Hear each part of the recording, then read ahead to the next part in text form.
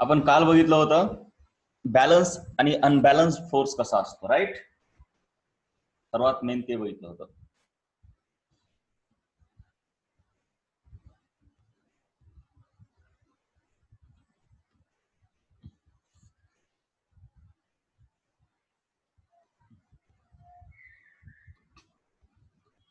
Okay, चला मला सांगायचं, तुम्ही फटकून सांगा, हा फोर्स बॅलन्स्ड आहे का अनबॅलन्स्ड आहे? बोला बरं एक वेळेस. इज दिस अ बॅलन्स्ड और अनबॅलन्स्ड फोर्स? Unbalanced force. मग तुम्हाला आता कळलेलं आहे. मग न्यूटन काय म्हणतो पहिल्या नियमामध्ये, की जोपर्यंत एखाद्या बॉडीवरती असा अनबॅलन्स्ड एक्सटर्नल फोर्स लागत नाही तोपर्यंत बॉडीची स्टेट चेंज होत नाही. बॉडीची स्टेट म्हणजे काय असतं? स्टेट म्हणजे मी काल काय सांगितलं रे, व्हेलॉसिटी का ऍक्सेलरेशन, काय सांगितलं सांगा बरं? What is the state?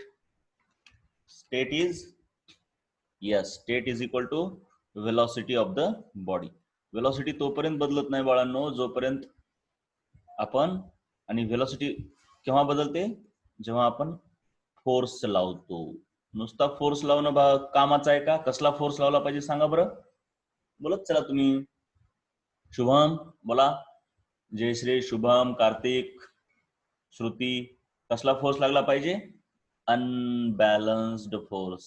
भक्ती बोला लवकर. सतत अभ्यास करायचा, घरी उत्तर देत राहायचे, ठीक आहे? माझं सर्वांवरती लक्ष असते, लक्षात घ्या.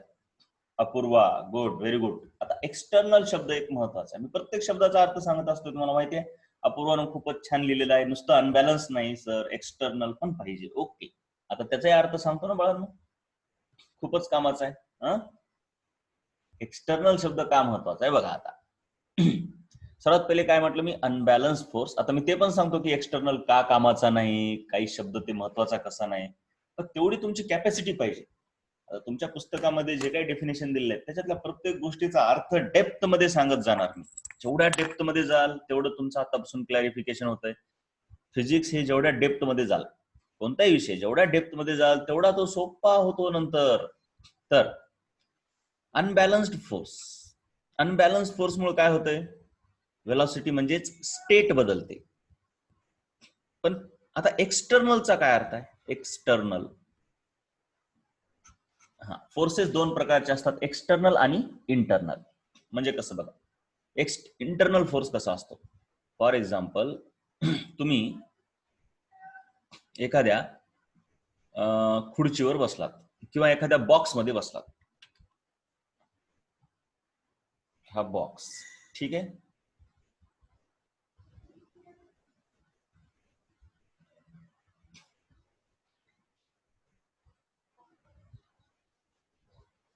मला सांगा, ह्या बॉक्स मध्ये बसून तुमचं डोकं किती चालतंय बघूया. तुम्ही ह्या बॉक्सला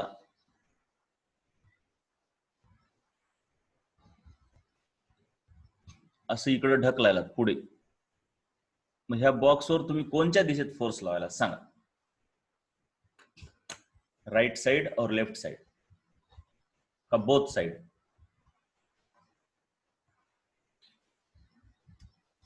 बोला सर्वांनी, राइट, लेफ्ट और बोथ?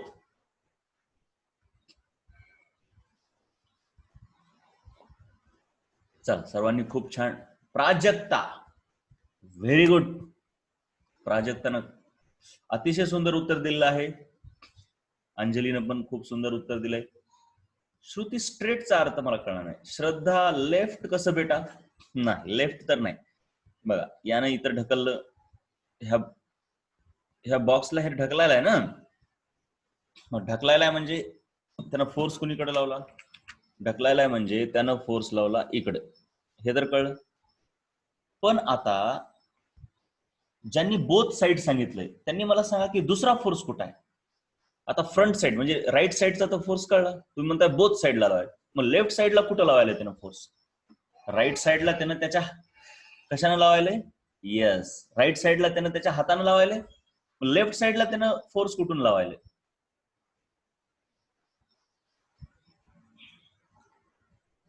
ग्रॅव्हिटी नाही बेटा. तुम्ही इमॅजिन करा, एखाद्या बॉक्स मध्ये बसून तुम्ही ज्यावेळेस त्या बॉक्सला पुढे ढकलता त्यावेळेस तुमचे पाय त्याला कुठे ढकलतात.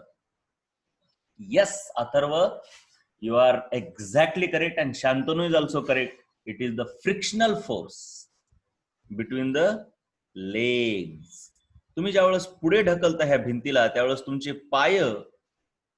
पाय जे आहेत, हे लेग्स जे आहेत ते ह्या जमिनीला, बॉक्सच्या जमिनीला इकडच्या दिशेमध्ये ढकलत असतात. कळलं का सांगा बरं सर्वांना.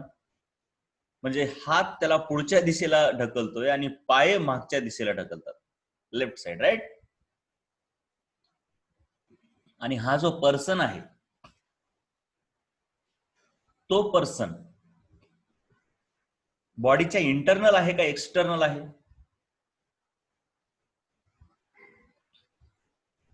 इंटरनल आहे, राईट. मग इंटरनल फोर्स असला की तो एका दिशेत लागत नाही, तो दोन्ही दिशेत लागतो. एवढं कळलं? म्हणजे तो बॅलन्स्ड आहे का अनबॅलन्स्ड फोर्स आहे? या माणसाने त्या बॉक्सवर लावलेला फोर्स आता बॅलन्स्ड आहे का अनबॅलन्स्ड आहे सांगा. गुड, बॅलन्स्ड आहे. कारण पुढच्या दिशेत ढकललं की तो मागच्याही दिशेत ढकलतो. आता तुम्ही कितीही डोकं लावा, कोणत्याही सिस्टीमच्या तुम्ही इंटरनली जाऊन बसा, कोणत्याही सिस्टीमच्या इंटरनल. आता तुम्ही चेअर वरती बसलात फॉर एक्झाम्पल, पाय वर करून चेअर वरती बसलात, ठीक आहे. अशी एक चेअर आहे. चेअर कशी काढायची इथं?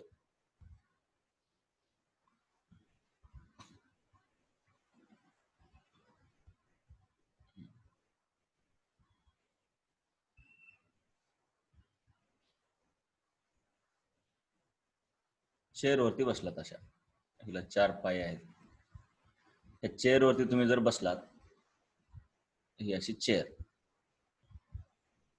ह्या चेअर वरती बसून पाय वर करून जर तुम्ही असं पाय वर केले, ठीक आहे, आणि ह्या चेअरला तुम्ही जर ह्या हाताला धरून तुम्ही किती जोरात ढकलायलात, तुम्ही तेच खाली उतरून जर ह्या चेअरला ढकललात तर चेअर कुठे जाणार? इकडे निघून जाणार, डावीकडे, खाली उतरून ढकलल्यावर. पण चेअरवर बसून तुम्ही कितीही ढकला, ह्या इथं पकडून कितीही ढकला तिला, चेअर जागेवर थांबते का डावीकडे जाते सांगा बरं. दोन्ही हाताने तुम्ही इकडे ढकलायला, समजा हे दोन्ही हाताने तुम्ही त्या चेअरला असं ढकलायला लेफ्ट कडे, तिच्यावर बसून चेअर जाते का डावीकडे? स्टील जागेवर थांबते. त्याचं कारण काय आहे? तुम्ही हाताने डावीकडे ढकलायला, म्हणजे चेअरवरती फोर्स लेफ्ट साइडला लागायला, पण राईट साइडला कुठून लागायला माहितीये का सांगा बरं. राईट साइडला कुठून लागायला? म्हणजे चेअरवरती बॅलन्स्ड फोर्स लागला तर चेअर हलणार नाही. यस, जी बॉडी आहे आपली, लेग्स किंवा सीट, जे आपण बसलेलो आहोत त्या चेअरवरती, आपण लेफ्टला ढकललं, परंतु आपली बॉडी जी आहे खालची, थाईज, लेग्स, ती काय करते? इकडे ढकलते चेअरला. बॅक, यस बॅक पण. म्हणजे तुमच्या लक्षात आलं की ज्यावेळेस आपण बॉडीच्या इंटरनल असतो त्यावेळेस आपण तिला कितीही ढकलू, टेबलवर बसा आणि टेबलला कितीही कुणीकडे तरी ओढा, आपली एक गोष्ट जर डावीकडं, म्हणजे असं समजा आता ह्या बॉक्स मध्ये आहात आणि ह्या बॉक्सला तुम्ही इथून वर ढकलाला, जोर लावू वर ढकलाला, पण तो बॉक्स वर जाणार आहे का सांगा? कारण तुमचे हात त्याला वरच्या दिशेत फोर्स लावायलेत, हात त्याला वरच्या दिशेत लावायलेत, परंतु खालच्या दिशेत कोण फोर्स लावायले? पण खालच्या दिशेमध्ये कोण फोर्स लावायले सांगा? जयश्री, कळेल तुला, कळेल. लेग्स. खालच्या दिशेमध्ये कोण फोर्स लावायले? लेग्स. आपले लेग्स आहेत ना. मीटिंग एक्झिट झाली होती का जयश्री? तुला कोणतं, म्हणजे कुठून एक्सप्लेन करायचं? परंतु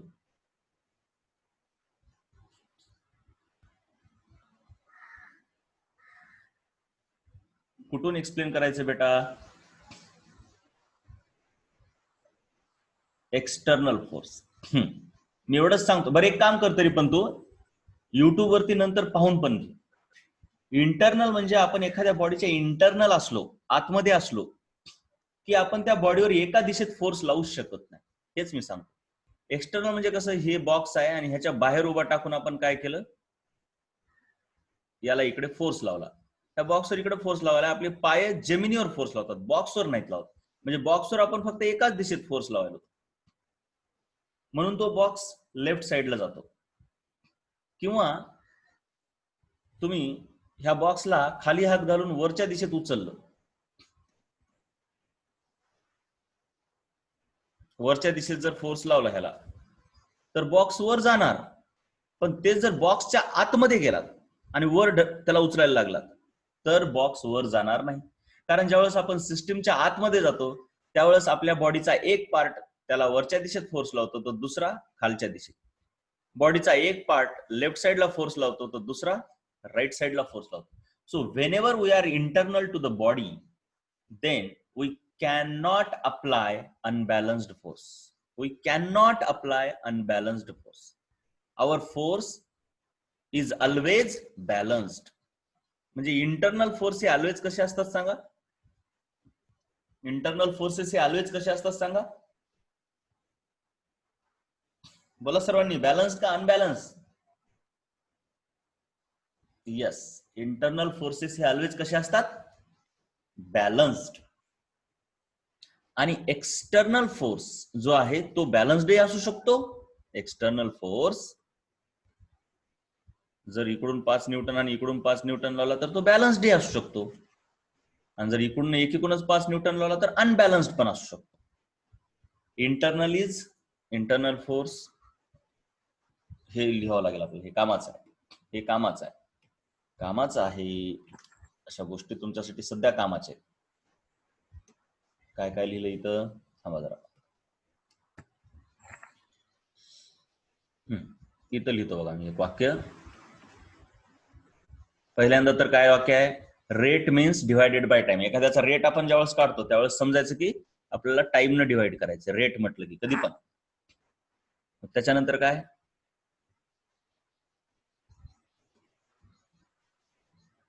internal force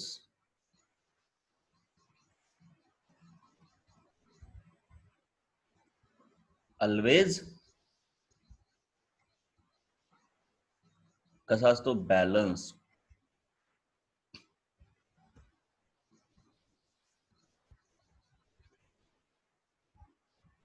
always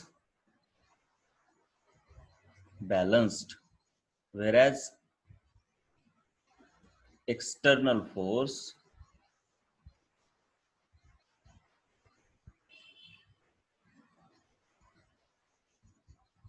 balanced as well as balanced as well as ला मी कसं लिहितो बघा, as well as unbalanced. हे वाक्य क्लिअर झालं का रे? एक्सटर्नल फोर्स आणि इंटरनल फोर्स विषयी. Internal force always balanced, external force may be balanced और unbalanced. मग आता न्यूटनच्या नियमानुसार बॉडीची स्टेट चेंज करायची असेल तर कसा फोर्स लावावा लागेल सांगा? बॉडीची स्टेट चेंज करायची असेल तर कसा फोर्स लावावा लागेल सांगा बरं? बोला तुम्ही, सतत बोला.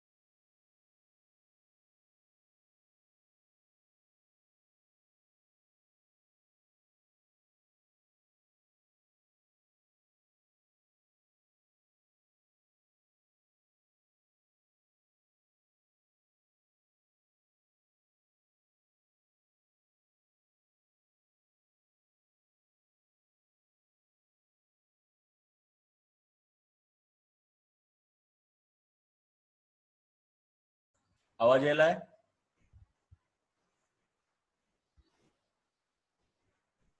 आवाज येतोय का? जरा नेट प्रॉब्लेम करायला बाळांनो. तर समजा आता न्यूटनच्या म्हणण्यानुसार स्टेट चेंज करायचे तर अनबॅलन्स फोर्स पाहिजे.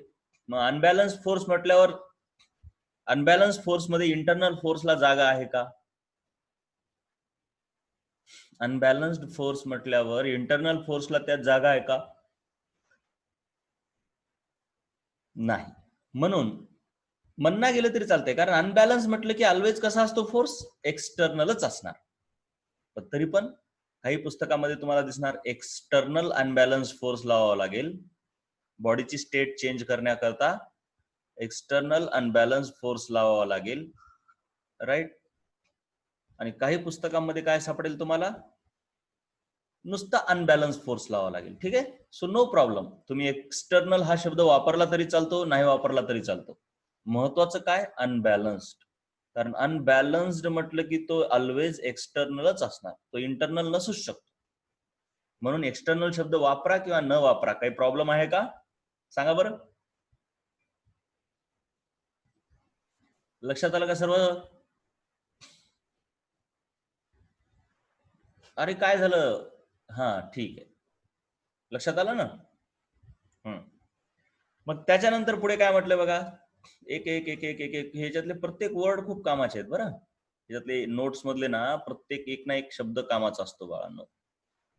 Force is required to change velocity, बरोबर आहे. पण कसा फोर्स बाळांनो? इथं शब्द काय पाहिजे? Unbalanced force. कसा पाहिजे हा? Unbalanced force. Unbalanced force is required to change the velocity. आणखीन कशासाठी? To maintain velocity. Force is not required. आता हे खूप महत्वाचं आहे. जी वेलॉसिटी समजा 5 ची आहे, तर तिला 5च ठेवण्यासाठी फोर्सची गरज नाही. फ्रिक्शन फक्त आपल्या, आता कसं आहे, जी कार असते, कार ज्या वेळेस पळत असते ती फ्रिक्शन असते तिला, म्हणून आपल्याला ते ऍक्सेलरेटर प्रेस करावं लागतं. परंतु जर स्पेस मध्ये गेलात आणि 5च्या स्पीडनं सर्क्युलर मोशन नाही बरं का, सर्क्युलर मोशन मध्ये व्हेलॉसिटी बदलते कारण डायरेक्शन बदलते. सरळ रेषेमध्ये जर 5च्या स्पीडनं बॉडीला जायचं असेल तर तुम्हाला तिथं फोर्स लावायची गरज आहे का? 5च्या स्पीडनं चाललाय बॉडी आणि 5च्या स्पीडनं ती अनंत काळासाठी जाऊ शकते जर तिला फ्रिक्शन नसेल तर. बघा बरं, लक्षात आलं का मी काय सांगायलोय?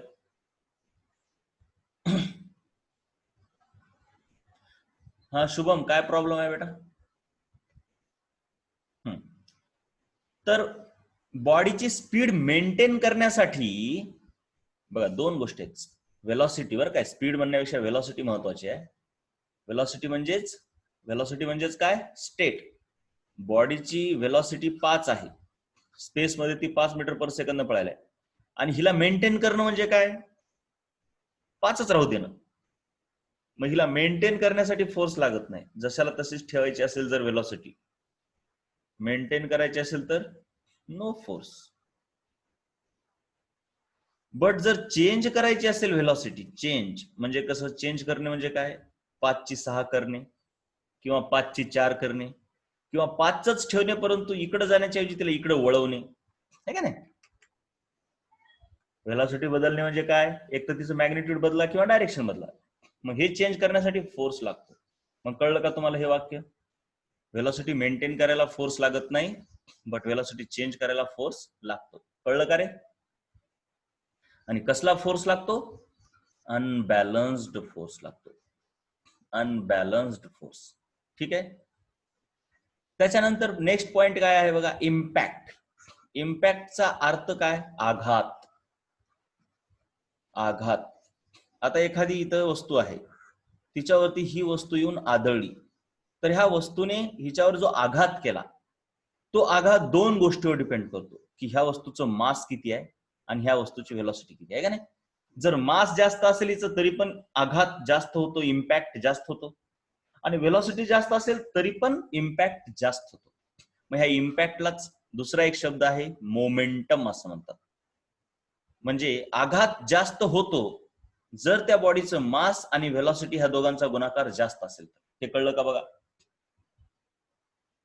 हे कळलं का? मोमेंटम, ह्या मास इंटू व्हेलॉसिटीलाच काय म्हणतात? मोमेंटम म्हणतात. काय म्हणतात? मोमेंटम. मोमेंटम साठी एक शब्द आहे स्मॉल पी.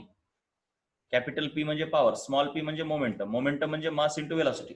मग जर बॉडीची मास इंटू व्हेलॉसिटी म्हणजे मोमेंटम जास्त असेल तर ती बॉडी जर कुणावर आदळली तर ती आघात पण जास्त करते.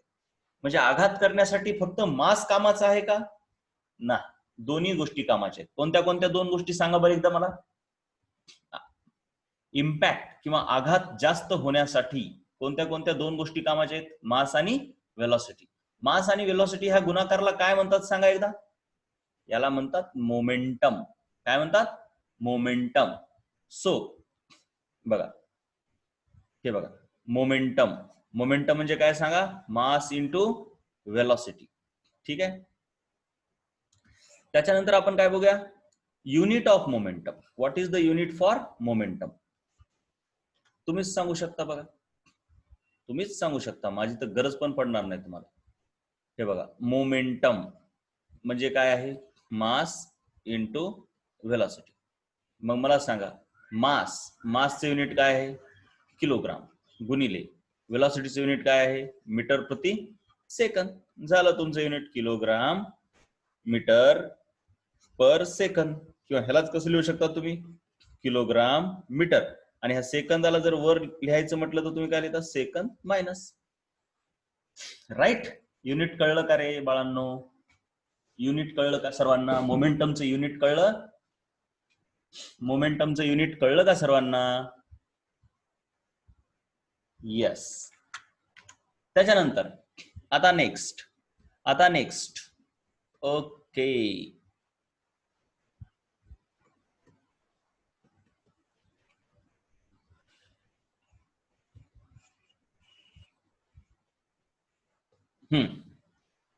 मोमेंटम डबल एक्सप्लेन करू. ओके, बघा, मोमेंटम म्हणजे त्याला लिहितो आपण पी.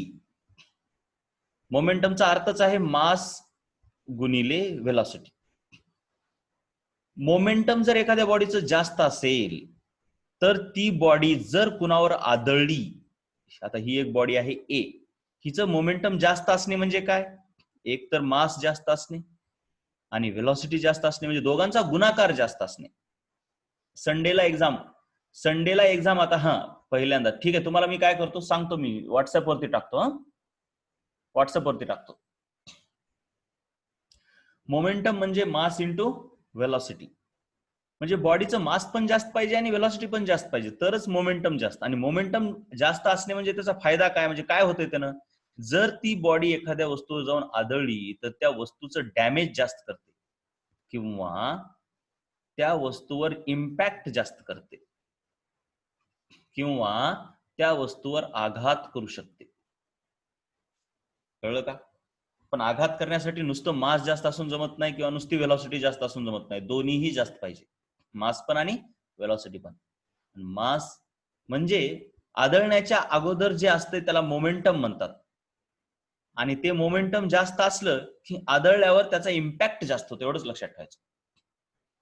नुसतं मास जास्त असलं म्हणजे इम्पॅक्ट जास्त होतो असं म्हणू शकता का तुम्ही?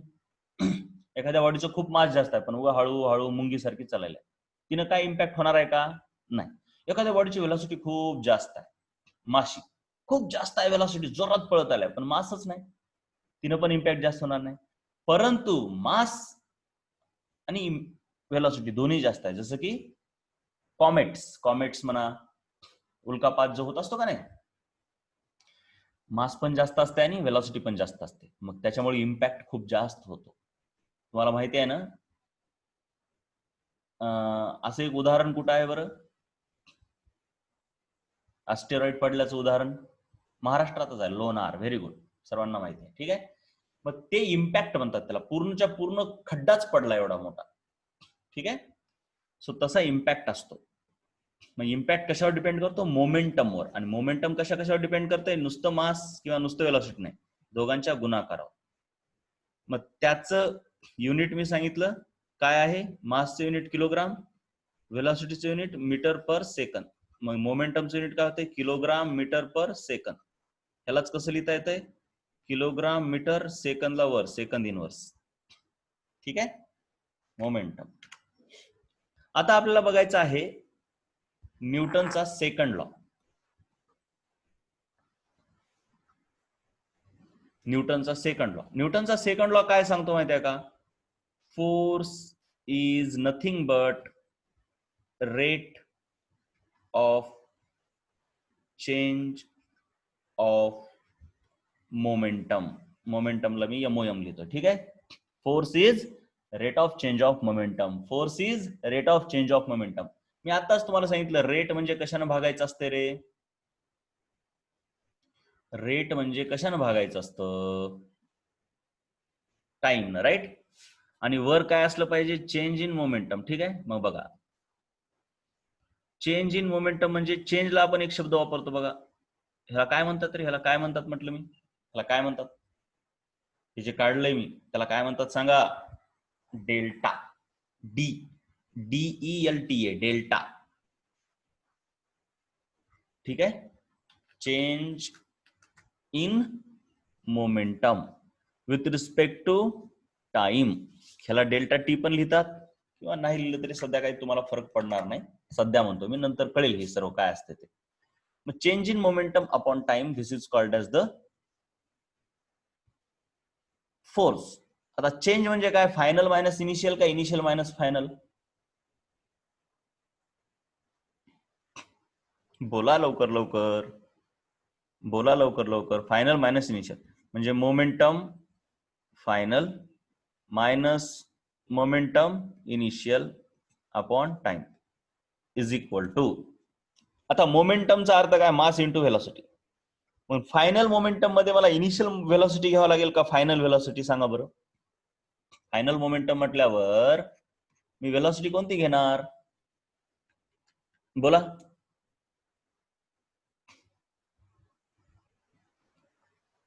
फायनल म्हणजे व्ही, त्याच्यानंतर मायनस इनिशियल मोमेंटम साठी काय घेणार मी? इनिशियल व्हेलॉसिटी भागिले टाइम. आपलं काय सुरू आहे? Force is equal to. इथपर्यंत आलो आपण. Force is equal to. आता ह्या दोघांमधून काय कॉमन निघते रे बाळांनो? सांगा बरं जरा. किती वेळ लावता रे? किती वेळ लावता रे? किती वेळ लावता? दोघांमध्ये काय कॉमन आहे? अरे रे रे, अरे रे रे, अरे रे रे, अरे रे रे, ही एक टर्म, ही एक टर्म. दोघांमध्ये काय कॉमन आहे पिल्लांनो? बोला बोला बोला लवकर.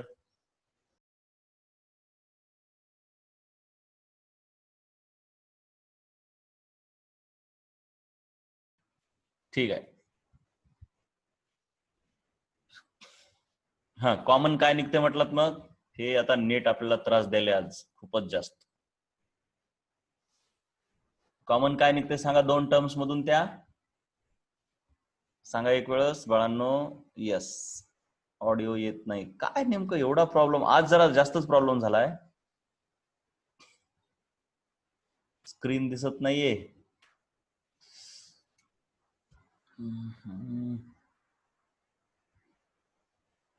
स्क्रीन दिसत नाहीये का?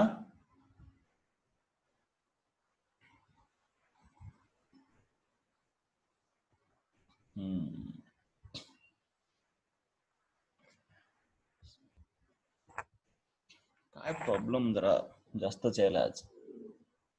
आजचं ना इंटरनेट कनेक्शन अनस्टेबल आहे रे खूपच. त्याच्यामुळे असं व्हायला. इंटरनेट कनेक्शन इज अनस्टेबल असं सांगतोय. तरी तुम्ही काय करा, युट्यूबवर टाकलेला व्हिडिओ पाहून घ्या. काय? युट्यूब वरती टाकलेला व्हिडिओ नंतर पाहून घ्या. बरोबर? कळतंय ना सर्वांना? हा, मग आता मला सांगा बरं, ह्या दोन टर्म्स मधून काय कॉमन निघते बाळांनो? ही एक टर्म आणि ही एक टर्म. काय कॉमन निघते सांगा? त्या दोन टर्म्स मधून कॉमन काय निघतं? यस, मास कॉमन निघतं. मास कॉमन निघाल्याच्या नंतर व्ही राहिलं मायनस यू राहिलं आणि हे भागिले टी तर आहेच. मला कोण सांगतं रे बाळांनो हे व्ही मायनस यू भागिले टी म्हणजे काय असतं?